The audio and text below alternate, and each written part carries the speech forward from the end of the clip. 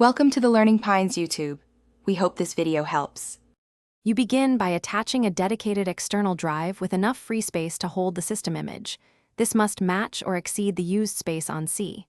Once connected, open Control Panel and go straight to Backup and Restore. Make sure you select Create a System Image without delay. Close running applications so files are consistent, and take a quick note of recently installed updates and drivers. That helps after restore. Start the wizard and proceed to choose the external drive as your backup destination. Now you select which volumes to include. Pick the system C, plus any boot or recovery partitions the tool suggests so Windows will boot after restore. Once you add them, double-check the destination drive's free space and format.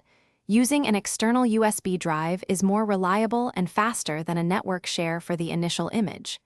Click Next and confirm the image creation. Do not enable an automated schedule until you've completed and verified this first manual image. Finish by letting the process run to completion. Interruptions corrupt the image, so do not disconnect the external drive.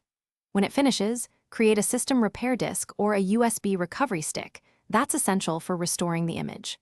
Once done, verify the image by viewing the backup set in Backup and Restore and noting the date. If restoration later fails, first run chkdsk on the destination, verify drive health, and ensure the Windows 7 build matches the image you created.